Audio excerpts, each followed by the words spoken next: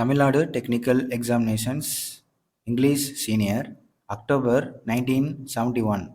5 seconds.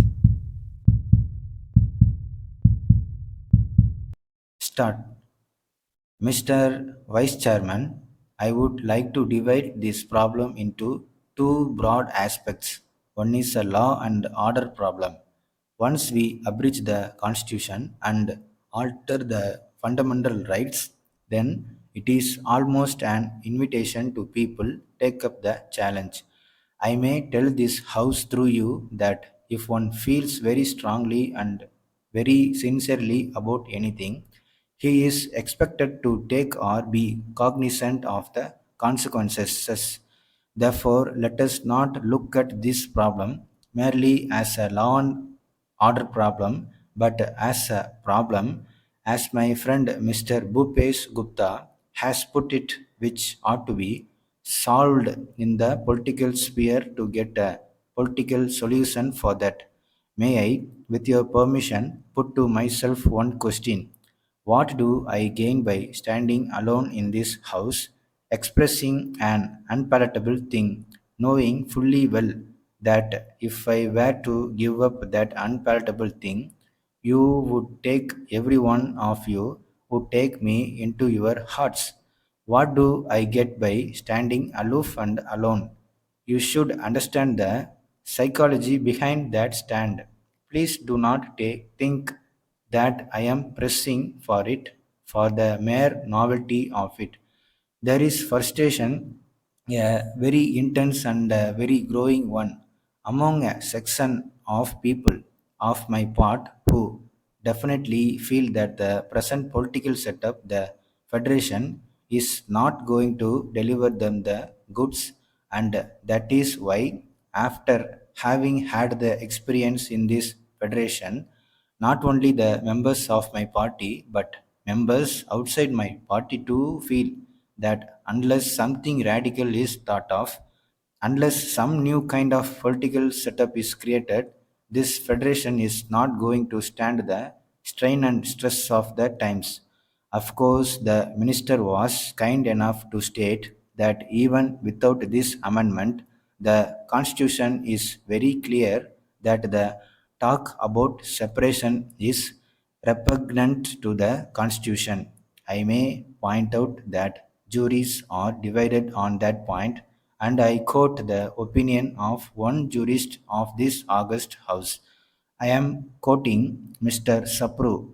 He has written a very persuasive, a very lucid article, not for separation, but against separation in one of our English dailies, where in he has said about the preamble to our constitution and has said that it is a sovereign republic since our constitution is not rigid, since amendments are allowed, since our constitution is purposely made to be flexible, even an amendment to the preamble can be brought forward.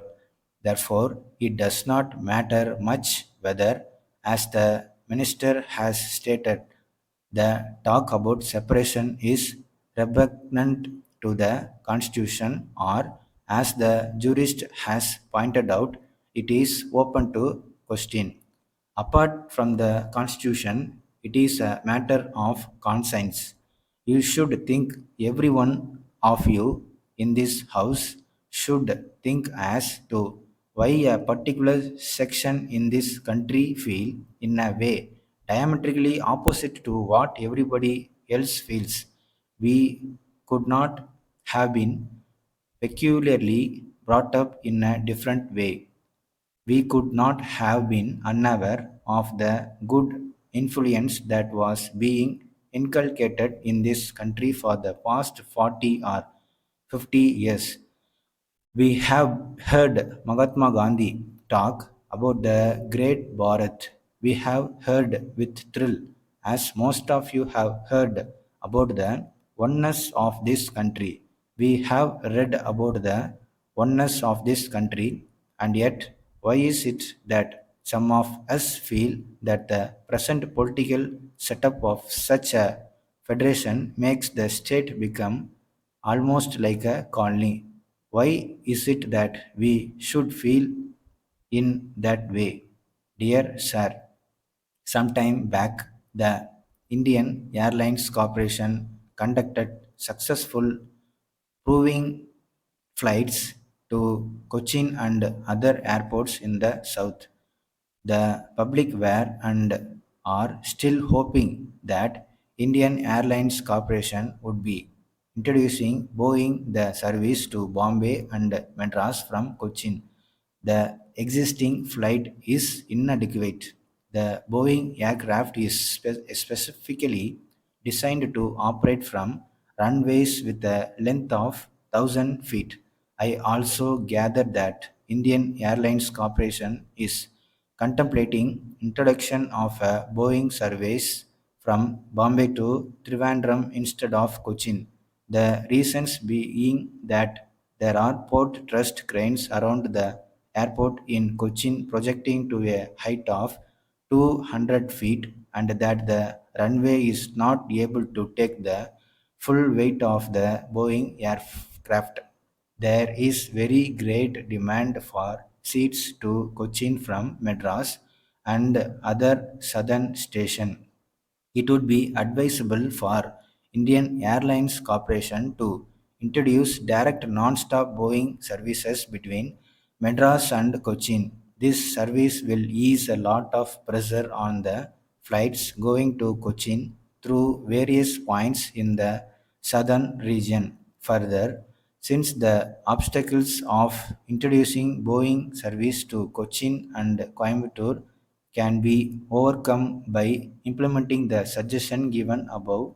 This can be a forerunner for Indian Airlines Corporation to start a Boeing service to the Cochin both by the clockwise and anti-clockwise route.